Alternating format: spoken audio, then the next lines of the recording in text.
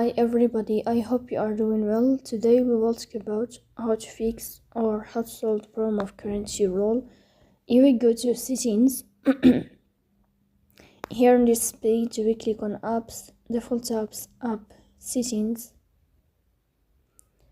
In this list you will search about Crunchyroll and you will enter.